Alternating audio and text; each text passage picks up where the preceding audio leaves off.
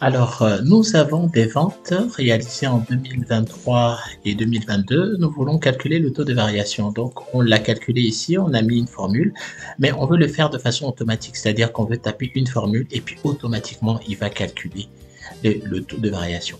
Alors, pour ce faire, on va d'abord nommer les formules dont on a besoin. Donc là, par exemple, la première formule, on va l'appeler initiale. La deuxième formule, on va l'appeler finale, par exemple.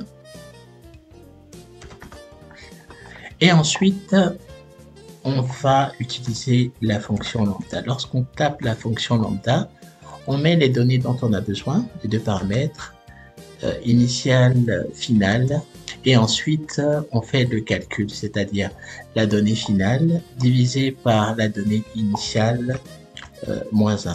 Ensuite, on prend bien le soin de ouvrir encore les parenthèses et puis bien mettre les deux données dont on a utilisé, et lorsqu'on valide, vous voyez bien qu'on a le taux de croissance qu'on a ici.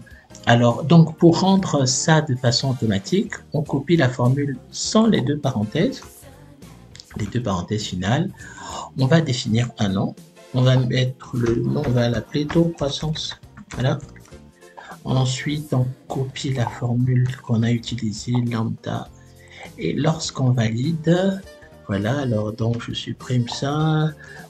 Alors, lorsque je mets taux de croissance, vous voyez, on n'a plus qu'à mettre les données initiales, finales, et lorsqu'on valide, on a notre voilà. Et on peut l'utiliser comme on veut. Par exemple, là, on peut mettre taux de croissance, on met juste les données qu'on a besoin, initiales, finales, et automatiquement la formule calcule le taux de croissance et que même qu'on peut copier.